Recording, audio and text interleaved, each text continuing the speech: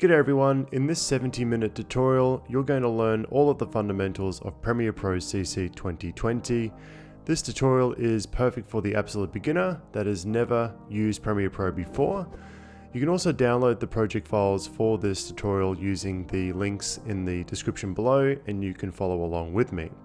So by the end of this tutorial you'll be able to create this 55-second short movie.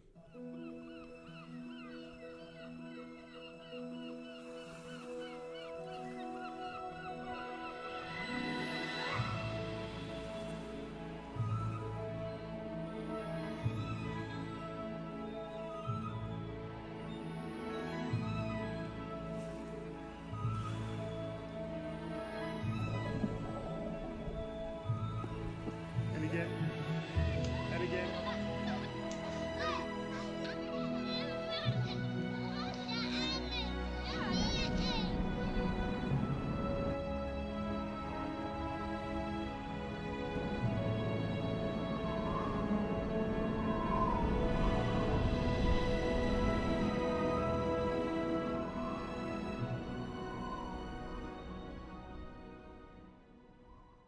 Okay, so let's get straight into it. We're going to open up Adobe Premiere Pro CC 2020 and we're going to create our very first project together. Now, if you're using a previous version of the software, then it won't make much of a difference in terms of what you see if you're using a previous one or two versions. So if you need to at any point, you can just pause the video and come back. I'm not going anywhere, and you can continue on. So when you open up the software for the first time, might look very intimidating, but we'll start with creating a new project here. So you'll see new project and open project.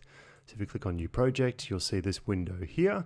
So all you need to do, just start with creating a name. So we'll call it something like Wonderful Planet, something like that. So Wonderful Planet, and you can select the location that you want to store the project. So click on Browse and put it wherever you need to put it. I'm just going to chuck it on my desktop, just like that. Now down here, might get a little confusing in terms of your options, but the only one we're going to care about changing is the renderer. So if you click on the drop down, if you've got software only and a few other options for GPU acceleration, make sure you select GPU acceleration. It just means that things are going to run a little bit faster during your editing process. So if you've only got software only, then that's fine. You don't have any other choice. So otherwise, select GPU acceleration if you've got that option. Now, we're not going to worry about these other options because it's a beginner tutorial. So scratch disks and ingest settings are just things that are not worth talking about if you're just starting Premiere Pro for the first time. So we'll come back to that in sort of later videos. So click OK, and Premiere Pro is going to open up a brand new project. So now if you're not seeing what I'm seeing, if you follow me and click on Window at the top here, go to Workspaces. At the moment, Premiere Pro is set to Learning mode. Now, I don't want to set it to Learning mode. I want to set it to Editing mode. So if you click on Editing, if you do that with me, then you should see what I'm seeing right now. So pretty much empty, not a lot is happening, pretty boring to be honest with you.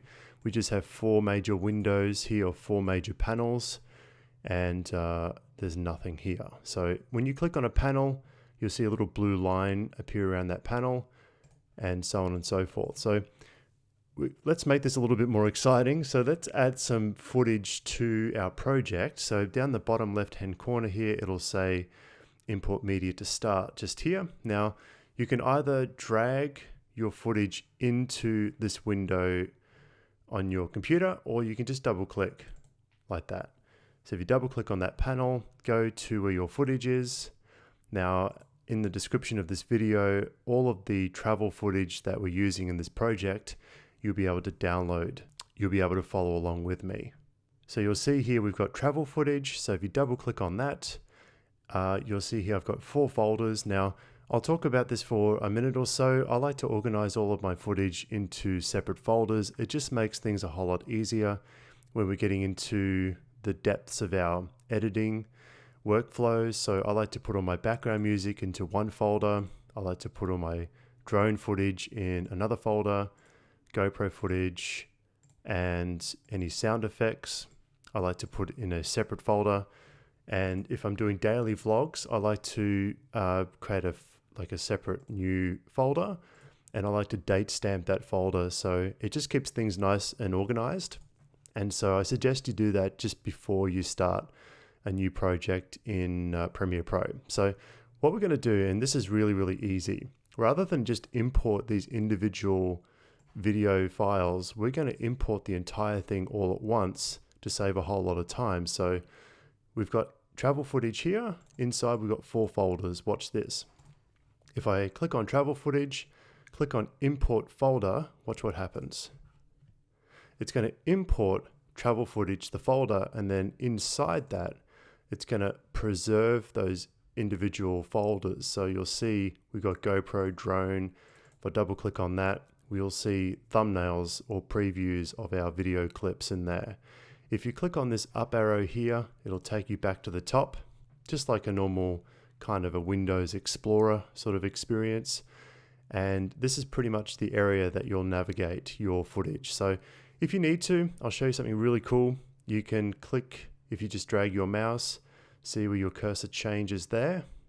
You can click and drag that up to make things a little bigger. So you can manipulate the size of these panels simply just by clicking and dragging as such. And this is our little toolbox in here. So we're going to use a couple of these little features as we move through the video tutorial. Click and pull that across, and click and drag it up. You get the idea. So just play around with this. And I'll show you something else real quick. Now, if you want, you can click on any one of these tabs up here, right? And you'll see more options as we start working on our project. And we'll talk more about this as we move through, but you can click on these tabs and you can click and drag them out, and you can move them somewhere else if you want. And if you say where it's blue here, if I release my mouse, right, it'll move that tab down here. Now I don't want that to happen, so I can just go Window, Workspaces, and I can just go Reset to Save Layout, and it'll take me back to where I started. So, all right, let's get into some fun stuff. So let's go into travel footage, and we'll go to drone, and we'll see our drone clips in here, right? Little preview clips. Now, just another one quickly, you can either select a list view if you want to see your, like all the frame rates and all of that kind of stuff for each of the clips, or icon view, which I prefer, which means you can just scrub. You'll see here, you can just get a little preview of each of your clips just here in the media window. So if you double click on any of these clips, it is going to show up here in the source monitor box. Again, I can just click and drag that to make it smaller. And in this source monitor box, I can just click and move this around and have a look at what part of this footage I want to use in my timeline. So once we've got our footage imported and we can sort of see it up here in our source monitor box, the first thing I like to do is create a timeline. So all I got to do, or a sequence, all I got to do is right click. Now this is the easiest way of doing it. There's different ways you can do it, but without complicating it, the easiest way is to just go right click on the clip, and where it says new sequence from clip, if you click on that, a new sequence will be created over here. So it'll pop up over here, and it'll automatically populate the new sequence with the same clip that you used right click on, right? So, and also at the same time down here, we've got a new sequence that's been created here, and you can see like a little tiny icon there. And if you run your mouse over it, it says sequence. So that's our sequence file. The name of the sequence is up here, DJI_0092. You can rename that. So if you just click down here, right, click off it, click down here, click again, and just call it Wonderful Planet, or whatever you want to call it. That will change the name of the sequence, and you'll see the name change up here as well. Now, I'll show you something real quick. See that cross there? If you click on that, your sequence will disappear. I used to think that this deleted my sequence. When I first started, I freaked out. I spent hours and hours. I'm like, oh no, I've just deleted my sequence. Where is it? I've just closed it. If you go down here, double click, it'll reopen the sequence. So no need to worry about anything. You haven't deleted your sequence. It's just closed the sequence. So I'll show you a couple of things here in the timeline window. So we're going to spend a couple of minutes on this. So if you need to pause the video, just pause the video and play around with it, then come back. So here we've got our playhead. Now, as I move my playhead, what they call scrubbing, I'm scrubbing my playhead from left to right. I'm seeing how that looks here in my program monitor box. So this is pretty much in this top right hand box. This is what the final product is going to look like. The final video will look like this up here. So my timeline, if I have a look at my timeline window, is organized as such. We've got our video tracks here, V1, V2, V3, and we have our audio tracks here, A1, A2, A3. So you'll see here we've got our first clip, which is on V1, video track layer 1. So here we've got little eyeballs. So if you want, you click on that and it'll just make this entire track invisible, right? So if you're working with multiple tracks, video track layers, you can turn a couple of tracks on and off. So you can only see certain layers, right? So that's like an eyeball. You can just turn that on and off. And if you want, you can add more tracks. So right now we've got 3 video tracks and 3 audio tracks. If you want, you can right click on add track, and it'll stack another track on top. And you can do the same thing with audio. If you just right click down here, click on add track, it'll add another audio track down here as well, right? Now, if you have a look up here, you can do the same thing. You can scrub the footage in your program monitor box. And over here, if you're running a laptop or a computer that's quite slow, then you can select the playback resolution to be a lot less, just to make things run a little bit quicker. So you can set it to 1/4 or 1/2. It's up to you. But personally, when I'm working with 4K footage, I like to just drop that down to 1/4. With drone footage, now drone footage doesn't have, if you have a drone, it doesn't actually record any audio. So that's why there's no audio down here. What we're going to do firstly is we're going to start to assemble our project. We're going to start cutting our clips and putting them onto our timeline and laying them out on our timeline. So what I like to do is I use my toolbox over here and I use my razor tool over here. So if I click on my razor tool, or C as the shortcut key on the keyboard, my cursor changes into a razor, and I can just click any part of the clip that I want to chop out, and I can use my scrub tool and I can click again, right? And then I can click up here on my selection tool, or V on the keyboard. I can select that and just press delete. And then I can just click and drag this across, and that's how I cut my clips, just like that. So if I go back to razor, I can just cut. And if I find that I've made too many cuts, I can just go undo. So Control Z or Command Z, or I can go edit, undo, and redo up here, right? So let's just delete all of that for now. We're going to go over here. So we're going to go to our drone clip. So I'm going to double click on this, and I'm going to use my source monitor box to figure out what part of my clip I want to use in my final product. So I'm going to scrub through this footage here, and I'm going to, from this point, for example, I'm going to press I on the keyboard to select what they call an in point. So that's where I want the beginning of my clip to start, and then I'm going to scrub it along, and then I'm going to hit O on the keyboard, or out. You can also select mark in and mark out as well, right? So that's another option. And then what I can do is I can, where it says drag video only, I can click and drag that over to my timeline, and it's only going to drag that part where it's shaded. Only that piece will be taken and dropped onto my timeline over here, right? Now watch this. If I decide that I want to include a little bit more of my clip, I just run my mouse over here, and where it changes to a bracket, I can extend that out. If I want, I can trim that back in. And if I go to selection over here, click on that, which is already selected, I can click and drag this clip around. Again, the bracket will change just like that. If I click, I can pull that out, or I can trim it back. If I want, I can click and drag and move this to a different video layer if I wish, right?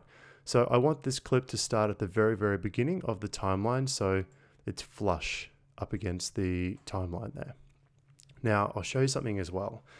If I want to make these tracks bigger so I can see the preview or the thumbnail of these clips, I just go over here and I double click like that on the track, and that track will automatically expand outwards. So you'll see here that I can see exactly what's inside this clip here, right? If I double click again, it's going to collapse that. So it's up to you. You can double click there and there for your audio track, and you can see the audio waveform as well. Okay, so what I'm going to do, I'm going to start building out my timeline by going through each of my clips, and I'm going to do this exact same thing I did before. I'm going to just have a click around and go, oh, okay, this is great. I'm going to start here by selecting Mark In or I on the keyboard. I'm going to pull this along a little bit more, and then I'm going to select O on the keyboard or just click Mark Out. And then I'm going to drag that over to my timeline as such, right? And there we have it. Now you'll notice something as well, and I need to talk about this. This is pretty important. So we've actually selected, in terms of our timeline, you'll notice here that this is more zoomed in, right? And this is zoomed out. Now, if we go to sequence settings, you'll see here that we have a 1920 by 1080 sequence. Now, if we have a look at our clip here from our drone, right click on that and go to properties, we actually have a 4K that's shot in 4K. So without getting too complex, we're going to right click on this clip, and then we're going to click on set to frame size. And you'll see here that it's automatically conformed this clip into this timeline, which is 1920 by 1080. So before, it looked like that. So 4K sort of comes out over here, more zoomed in. Now after, it looks like that. So we'll get into more details of that in another video in terms of dealing with different frame sizes and different sequence sizes and things like that. The next clip is this one here from my drone. Again, I'm just going to click in.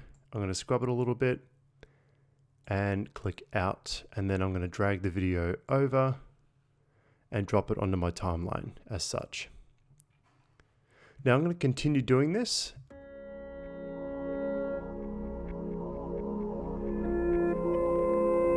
I just want to show you, I'm about to drop into my timeline some clips from my GoPro. So I'll show you here. Now we're inside our footage, our folder for GoPro footage, and you'll see here the preview images of our footage. So the first one, I'll double click on that, and you'll see here that the GoPros recorded audio as well as video. So if I click over here where it says drag video only, I just click on that. You'll see the audio waveform as that's part of the GoPro clip. If I click on video only, you'll see the video side of it. So the same principle applies, but I'll show you something. So I'm going to play this through. So we've got a couple of little kids that we met in Indonesia. So I'm just going to select any point here. Okay, and then that's the piece there that I want to include in my project. So I'm going to move my playhead over here, and I'm going to show you this. So if you click on insert, so there's two options here, insert and overwrite. So by inserting, watch what happens. So we're going to have playhead over here. If I click on insert, watch what happens. It has now inserted that small piece from over here directly onto our timeline, and at the same time it's pushed these three clips along to the right. If I just hit undo and show what this option does, which is overwrite, watch this. it has now inserted that clip, but these three have not moved, right? So what that means is that this clip will overwrite anything that's after the playhead. So watch this. If I do the same thing again, watch this. It's now overridden everything in front of the playhead. Again, again. So you get the idea. So just be careful. So I'll just undo that. I like to use this option here, which is insert, which means everything along the timeline gets pushed in to the right. So I'm going to do that. I'm going to insert this, right? So if I get my playhead and play that back, right? So you'll see here that the audio, that if I select that, it also selects the video as well. It just means that these two are linked together. And you'll see that the audio has been automatically dropped on audio layer 1 as such. So what I'm going to do, I'm just going to continue along. I'm going to click on my GoPro footage. I'm going to find bits that I like. So by using the spacebar on my keyboard here, I can stop and play the footage using spacebar. I can use the I on my keyboard, and then I can use O. And then if I want, I can just either press insert or I can hit the comma key, and that's going to automatically drop that onto my timeline. I'm going to move to the next clip.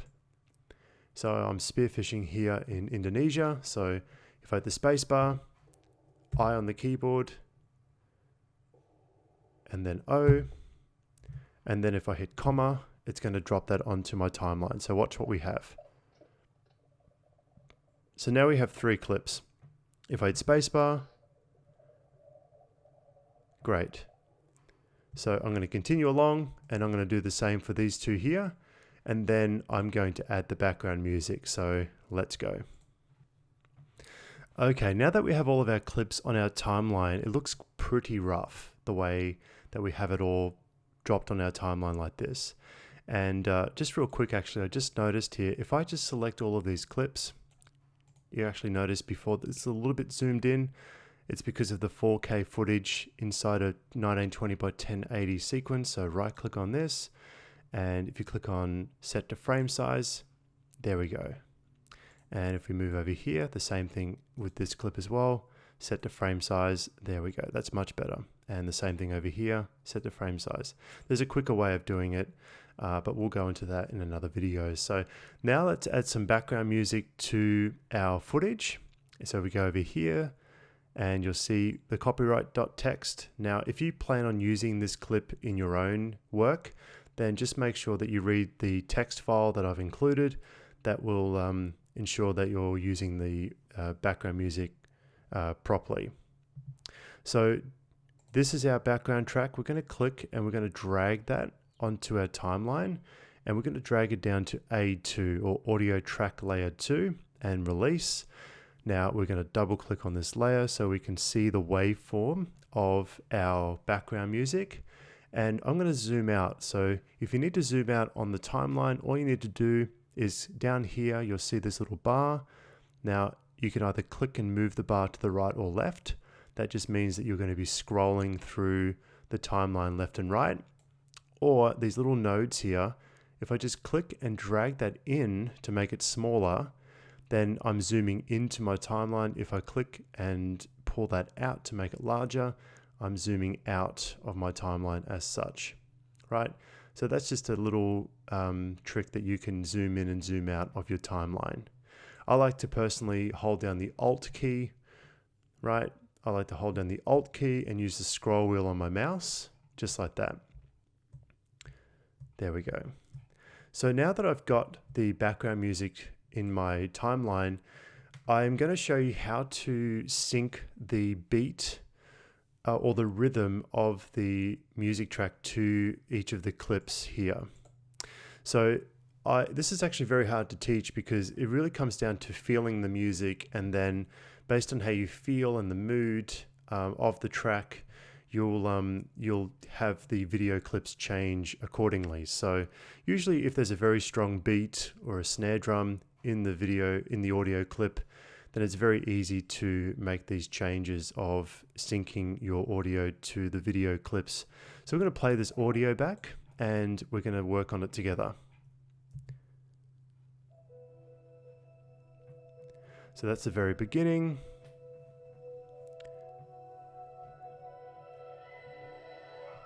Okay, so already there. Now what I like to do personally, I like to listen to the background music a few times. Sometimes I go for a long walk and I listen to the music that I plan on using in my videos just to get a bit of a feel for the track and what kind of mood and how I'm going to use that track in my videos. So I listened for things like the build-ups, the beats, you know, the bass. If there's a bass, I like to listen to that. I like to just listen to the track and get a bit of a feel for it and see how I can integrate that into my video. And I like to pretty much conform my video tracks to the background music that I'm using. So already we have quite a significant inflection or change in the music track. So already I want something to change at that point. And this is me personally, everyone's different.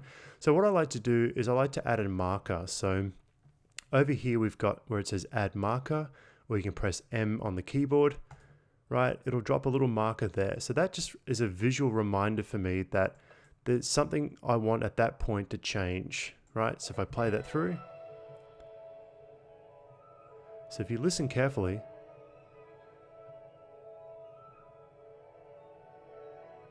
so just ignore what you're seeing. I can even turn that off using the eyeball here. I just want you to listen to the music. So we want to change there and there and there and there and there, there, there, there. So there's quite a significant change here. So I want something to happen there as well. That's quite significant. So I'm going to drop a marker there as well. So what you can do is you can zoom in and you can, if you look at the waveform closely, you can see where there's some changes along. And this track is not really a track that has very distinct beats in it. It's quite a soft, a lot of, you know, just a very soft cinematic kind of background track. So it doesn't have any strong beats in it that you can easily determine from looking at the waveform. But I'm going to play this back and I'm going to show you what I'm going to do. So we've got our marker there and I'll do that again. Marker, marker. I'm just clicking for now. Marker. Boom. Boom. Boom. Boom. And that's our big change right there. So what I'm going to do is I'm firstly right here. Now some background tracks. Now the background tracks, I usually get my background tracks from either Soundstripe or Epidemic Sound. And I'll show you real quick. If I go over here, I've got Epidemic Sound here. I'll link all this up in the description of the video. I have memberships for both of these, and Soundstripe. I've been using Soundstripe for about 3 years now, and they're absolutely fantastic. I'll show you real quick. And when you're working with your own projects, if you click on playlists here, you can actually find music according to a certain mood or feeling that you want to recreate in your videos. So there's hip hop, there's you know, soaring and inspiring. So if you want, like the clip that where the background music that I'm playing now is more of a soaring and inspiring track.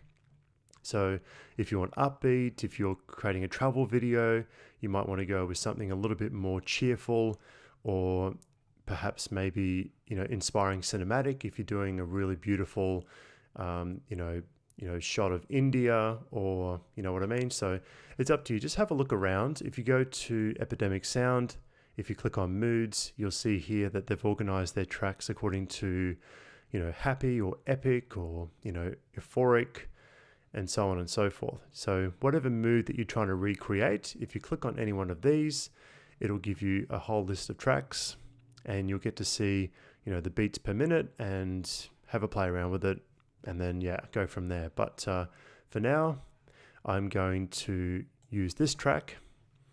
Okay, so you'll notice here that we've got at the very beginning of our background music, there's actually no sound, there's no music. right? It actually starts at this point here, and you can see that on the waveform. So what we're gonna do is we're going to if we press Q on the keyboard, what that does is a little really cool shortcut. When you press Q on the keyboard, it's actually going to delete everything that's behind the playhead. Watch this. Even the video track as well, right?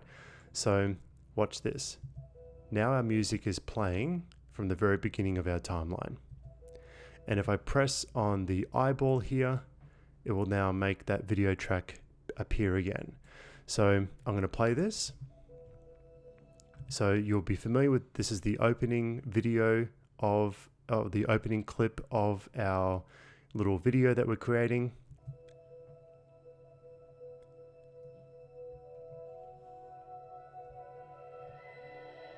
Okay, that's where we want the change to take place.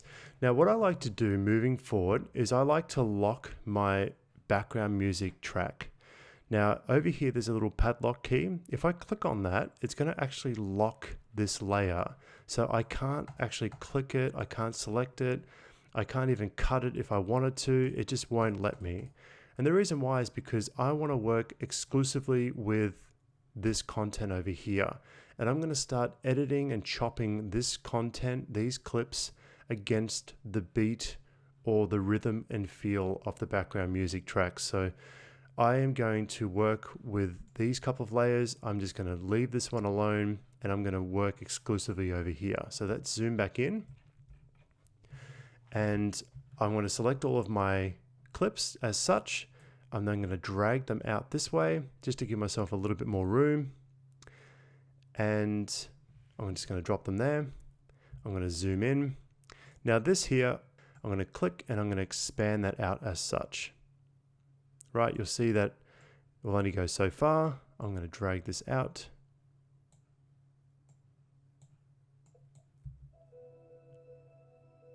There we go.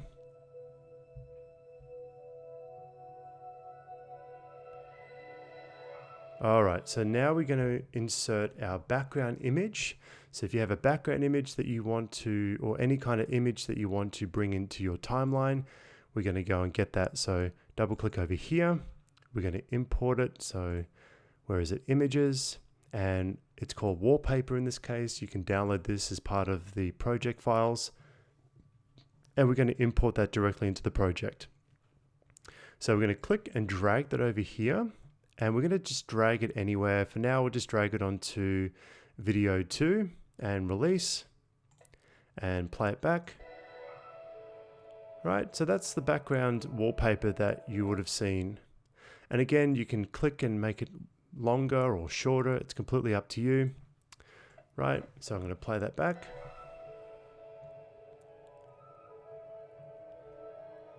And at that point, where I've got my other marker, I'm just going to chop it there. And I'm going to bring this back.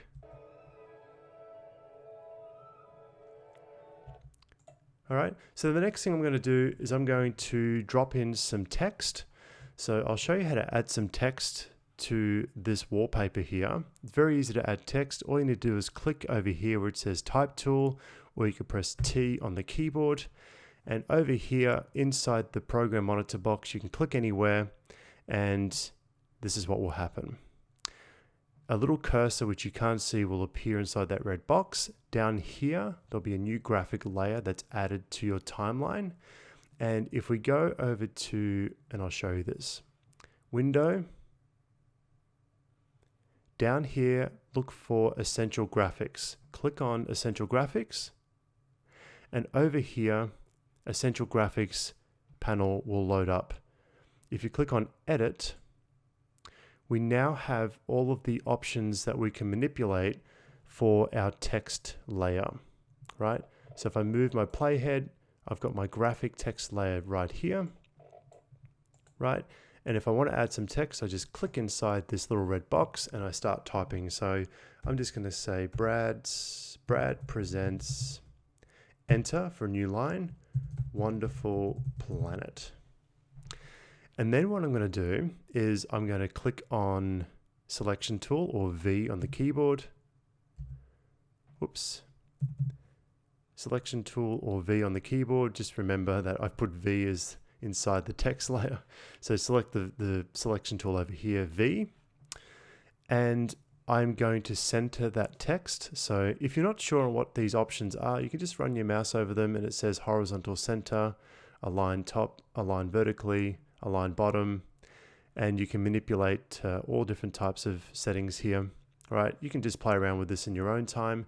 You've got the different font options down here, right? You've got the size, you can make it bigger or smaller, right?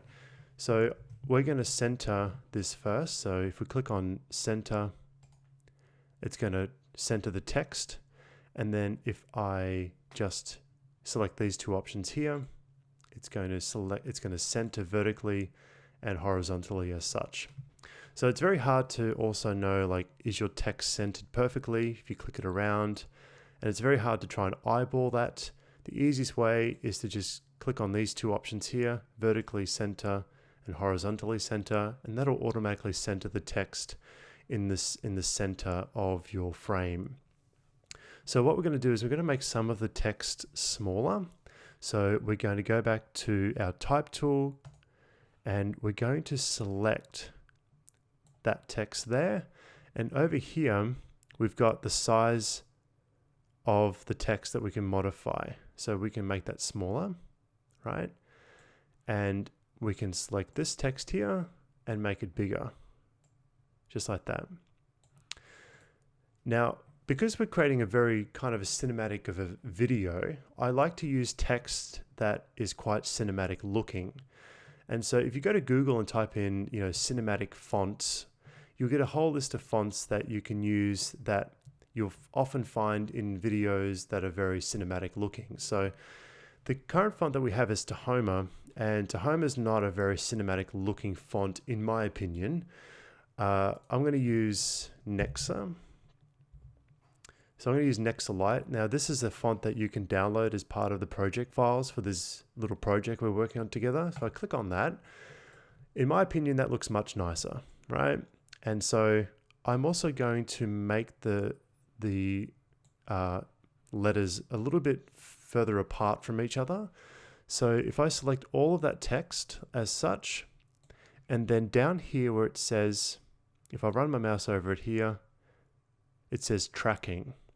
So if I click over here now, remember if I click on 0, I will then be able to modify the setting inside there. Or alternatively, I can just click and drag the mouse and it'll change the value and you'll see the text will start to get a little bit wider, right? So that looks about right. I like that. So I'm just going to let that go. At the same time, I want the distance between the top line and the second line to be a little bit closer together. So you'll see here, if you just have a look at the little images here, you'll see leading. So again, I'm just going to highlight these two here and I'm going to select that 0 and I'm going to drag it to the left. And you'll see that the two lines are starting to come together a little bit and release. So I'm relatively happy with that. Now, you'll notice that this is not perfectly centered again. So I'm going to click on the selection tool. I'm then going to go over here, vertically center and horizontally center. And that's going to make everything nice and centered again. So I'm going to align my text layer with my wallpaper, and then I'm going to make the text move. I'm going to give the text a little bit of an animation. So first and foremost, I'm going to play this back, and that's what we have so far. Right? So I'm just going to manipulate this so that the wallpaper and the text are exactly the same length as such. And now to animate the text, to make the text move a little bit, I'm going to click on the text layer. I'm going to go over here to Effect Controls over here, click on that. And here I'm going to get all of the effects that I can apply to my text layer. So if you click on these little arrows here, you'll see a number of different options. You can change the position. You can do the same thing over here. You can change the position, the scale, which is the size, make it bigger or smaller. You can rotate the text. Have a play around with these settings in your own time. I'm just going to undo all of that. So if you click on these little arrows here, it'll reset those parameters back to their default, just like that. And that one there as well. So over here, we've got a little stopwatch or a little timer. If you click on this, it's going to drop down here what they call a keyframe, right? So this is a whole other discussion, which we'll get into in another video. But when we click on the stopwatch, it drops a little keyframe down below where the playhead is. If I move this playhead along, you'll see the playhead moves down here as well as up here. And then if I click on this arrow to drop down the scale, I can then increase the size of the text. Now what's happening is that between these two keyframes, the actual size of the text is going to increase. So if I click on this keyframe here and drag it out, click on this keyframe here and drag it to the beginning, what I'm doing is from the very beginning to the very end, the text is starting to get a little bit bigger, right? So if I play that back, and I'll play it back at full resolution, I'll play that back again and watch this. Watch what happens over here. The scale is slowly starting to increase between these two keyframes over here, right? So that's the very, very basics of using keyframes for very basic animations in your video. So in this case, we've just applied the animation to our text layer. Okay, the next thing we're going to do is we're going to now conform our video clips to our background music. So again, we've actually, as I said before, we've put a padlock here, so we've locked down our background track so we can't move it by accident. And now we're going to play back and we're going to chop these clips or move them so that at each of these markers, the video is going to change, the clip is going to change, and we're going to drag these clips along. Watch this. Right? And we're going to use our razor tool. We're going to click, select a point here, click on that, and then we're just going to hit the selection tool and then select and delete. We're going to zoom out a little bit. We're going to drag these other clips down, right? So we can see them a little easier. And we're going to do the same thing. So we're going to play this back. And we're going to drag this over. So you'll notice here, when I'm dragging the clips over, it's also snapping into place, right? So watch this, how it snaps into place. You'll see that there's a little icon here which says snapped in timeline, a little magnet. And so what that means is that when you're clicking on a clip and you want to snap it, right? It makes it easier to snap these little clips to the next clips on the timeline. So I'll play that back. There we go. And again, drag that over here. Right. So again, I can just click on this clip and it overrides. If I just drag it over this clip here, let it go. And so I'll let you play around with this in your own time. But at that point, remember at this point here where the music changed quite significantly, I wanted something quite big to happen there. At that point, I want the kids' voices to come in because I feel like the music can really bring out the mood and feeling of these kids that were playing around in Indonesia. So I'll play this back. So I want those kids' voices to come in at that point. So I'm going to drag those two clips back over here.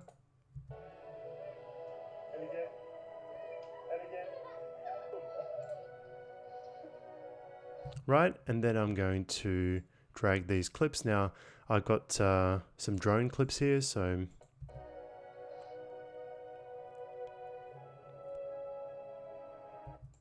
and then we've got this clip here. I'm going to drag that across. And these two here.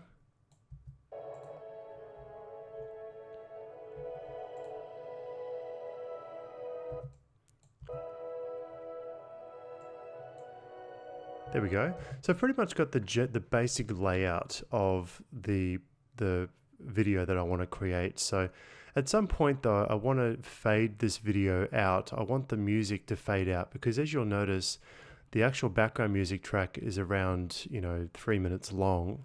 So I'm going to take the padlock off, and there's two ways of doing it. You can actually just fade out the music, and I'll show you how to do that. So if you have a look at our audio track here, we've got this line here. If you click and drag that down, that's going to manipulate the decibel level. So if you click, I'll just drag that back up again. If you take the pen tool over here or press P on the keyboard, if you click at any point here, that will create a little keyframe right there. If you click anywhere else on that audio track and then drag it down, it's going to fade that music out. So I'll play this back for you. So that just fades out. This is a very basic fade out there. Now, there's another way of doing it, which I also like to do every now and again, is I like to just take the ending of the background music and I like to just chop it and then drag it back up here and then put a little cross dissolve or a little power constant gain or something like that, like a little transition. But I'm not going to go into that right now. It just takes a little bit more time. But I'm just going to use a very simple fade out on the background track. And at the same time, I want my video clip to fade out as well. So if I right click on this video clip, go to show clip keyframes, and then click on opacity, make sure it's clicked. A little line will appear there as well. If I take my pen tool, click over here, you'll see a little keyframe is put there in that little spot there. Click over here to create another keyframe, drop it down. Watch this. It also fades out the video as well. So that's pretty much how you do it. And then all I do is I just take the razor tool and then I just cut at that point and just delete the rest of the audio track there. Right. So as you can see over here in the program monitor box, our video is going to be around 57 seconds long, right? I can also click, drag this out so that the video and the audio both match. Take this keyframe, I can click on it and drag it out. I can take this keyframe, click and move it across so that both the video and the audio fade out at exactly the same time. Just like that. Okay, so the next thing I'm going to show you is how to do basic color correction and color grading.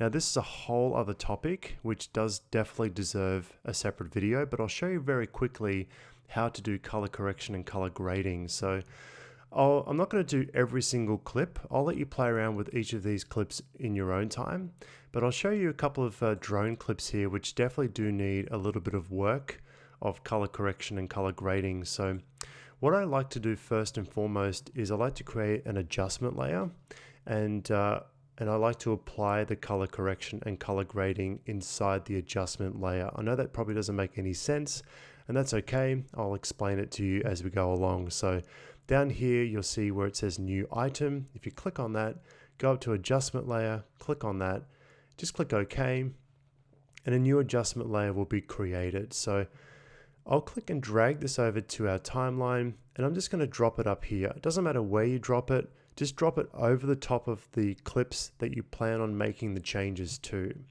So we've got drone clip number 1, 2, 3, 4. So I want to apply the color correction and color grading to these 4 clips and also a couple of clips down here as well, right? Which I'm not going to do with you. I'll let you do that in your own time, but for the purposes of demonstrating how to do it, I'm going to just use these 4 clips here. I'm going to take my adjustment layer, I'm going to click and drag it out so the adjustment layer falls on top of these 4 clips. Now, essentially what an adjustment layer is pretty much a layer that we add to our project so that any changes or any effects that we apply inside the adjustment layer will impact everything below it. So if we click on this adjustment layer and we first and foremost, or I'll show you real quick, we go to over here where it says color, up here in the top menu, if you click on color, then our whole layout is going to change. Now, Lumetri scopes is all part of the process. We're not going to go into that in this video. We're just going to push that away a little bit, and we're going to move this over here. You'll see here this panel, Lumetri color. So this is the panel that we're going to work in. And under Lumetri panel, we've got basic correction right here. So if you click, it expands that out. We have basic correction here. And then underneath that, we have creative. If you click on that, you'll see here a whole other set of selections for creative. So in terms of color correction, technically speaking, color correction is the first thing you should be doing before you color grade footage. Again, it's a discussion for another video. But if you click on color, a basic correction, and we've got our adjustment layer selected here, pretty much any change that we make over here inside of our adjustment layer is going to influence everything below it. So these 4 clips are going to receive all of those changes that we make to the adjustment layer.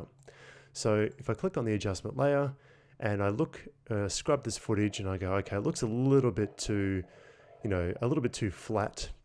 I might just, and there's ways you can use the Lumetri scopes. I might just close this temporarily because it makes things a little bit more complicated. We're just going to do it by visually looking at the footage. Okay, so over here we have all of our basic corrections, all these little slider tabs that we can manipulate if we want to adjust our basic color for each of these clips here. But we've got our adjustment layer selected, so I'm not going to spend too much time. I'll let you just kind of click and move these around in your own time. You can adjust the exposure, the contrast, the highlights, the saturation down here. It's very, very self-explanatory. Pretty much you're trying to correct the footage back to how it was intended to be shot. And so you'll just go through and you'll just play around with these settings. We'll save the discussion for each of these in another video. And if you make a mistake, you can just click on reset here and all of these will reset back to 0. But for now, once you've done those changes, you can click on creative. And here is where you can add a certain look to your videos. So if you click on this drop down, you'll see all of these different options here. These are called LUTs or lookup tables. So this is where you can add a certain kind of mood to your videos to make your videos like feel a certain way when people watch them. So, if you click on, and in my case, I've got a whole bunch of different LUTs or lookup tables installed. If I want, the movie Drive has a certain kind of look. If I click on that, you'll see that the lookup table will be applied to the adjustment layer. If I move my scrubber header across, you'll see that that lookup table has been applied across each of those 4 clips. So remember, I've got my adjustment layer selected. If I don't like that look or lookup table, then I just click. If you remember the movie Hannibal, so you can actually download these. You can pay for them as well for certain types of looks, and you can install them into Adobe Premiere Pro. So the movie Hannibal, right? So that's the kind of look that the movie Hannibal has, right? If I click on this. Now the LUT that I've included as part of this project is called M31, which is a very popular orange and teal LUT. So M31, if you click on M31 Rec 709, again, you can download this. It's in the description of this video. It's going to create a very orange and teal look, right? And if you click over here where you've got a tick box, you can see what it looks like before and after the look has been applied. So this is like enabling it and disabling it. If I move my scrubber across, turn it off, turn it back on, you can see the before and after. You can see that this particular look is more of a teal look. So there's more teal there, more orange, right? And I've dragged that across, you get the idea, right? So this is very, very basic, what they call color grading. So in this particular tab here, we're doing what they call color grading. And if you want, you can change the intensity of the look.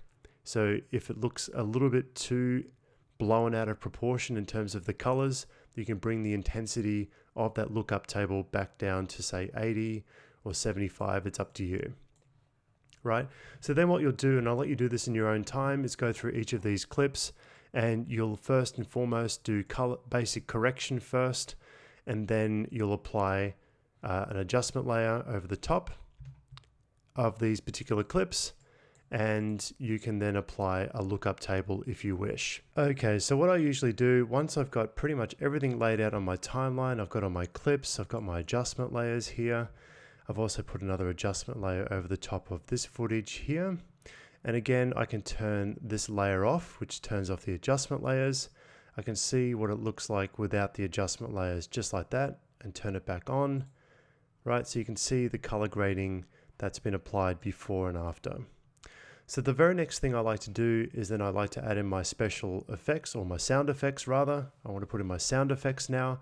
So if I play this back, right, all you're hearing is the background music, and you're seeing the visual from the drone of the Philippines.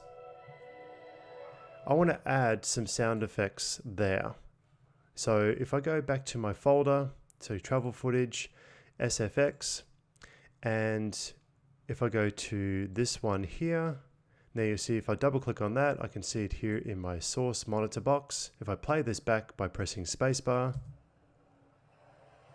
you'll hear the waves crashing, right? So all I like to do is I like to just take a small piece of this sound effect, right? So all I do is I click here, I take the in point, press play by hitting the spacebar, and then O on the keyboard.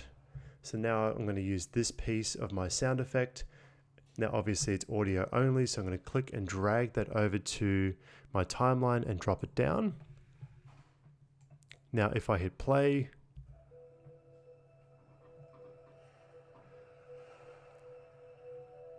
now obviously if I drag this out so that the sound effect matches the entire length of this video clip, there we go, we have a basic sound effect. Now if I just solo this track, if I click S for solo, only the audio clips on this track will play back. So watch this.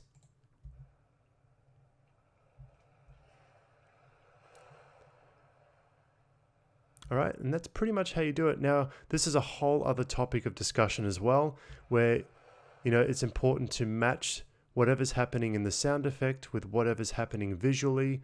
And remember that the sound effect should technically not really be something that you really are able to listen to. It's got to be quite subtle enough that it adds enough depth to the video that people are watching. So in other words, you don't want this to be too loud. So if I click on this little, what they call rubber band, and push that all the way up, and if I just take that S off, so it plays the whole thing back together. Now obviously that's way too loud and the sound effect is drowning out the background track, right? So in terms of when you're using sound effects in your videos, the sound effect must be quite subtle. So I like to just pull that down. If I play that back,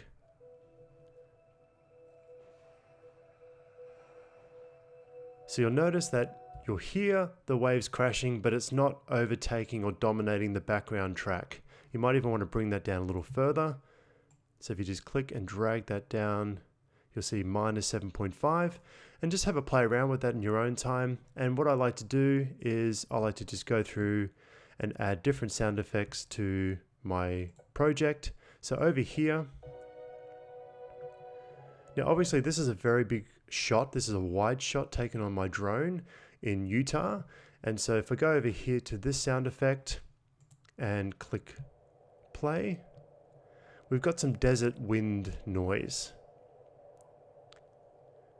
So pretty much with this sound effect, I want people to feel like they're kind of soaring through the air. And so I'm going to just take out a piece of this sound effect, and I'm just going to drag that onto my timeline. As such, I'm just going to drop it straight there. Now you can increase the volume of this a little bit.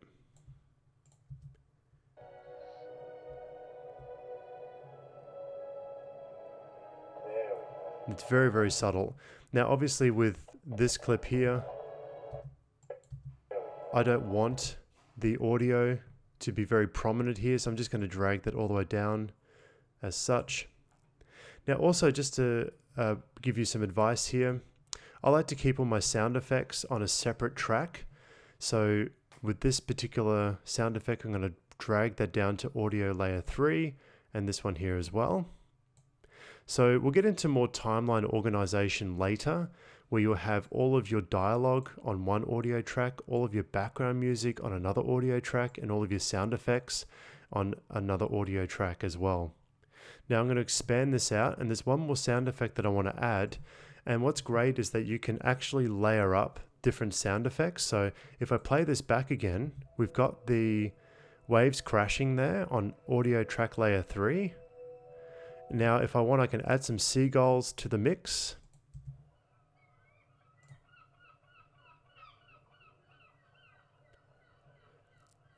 Okay, so we've got some seagulls there, so I'm just going to drag that over here and onto audio track layer 4, and I'm just going to pull that out. So as you can see, we've got 2 sound effects added. If you want, I can just drag this out to make it a little bigger, make this smaller, and listen to this.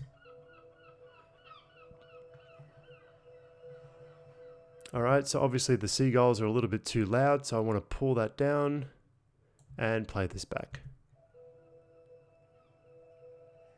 So you can hear waves crashing, you can hear seagulls. Okay, so that's the general principle of adding basic sound effects to your projects. And as you can add as many sound effects and layer them up as possible, and the playhead will play all of these back. All of these audio tracks back simultaneously.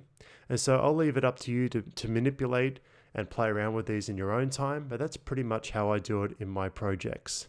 The last thing I want to show you is simple transitions. So if you go over to this panel over here and you click on these 2 arrows and go down to effects, we pretty much have the effects of audio and video here that we can select from. So if you click on, we have video transitions and video effects.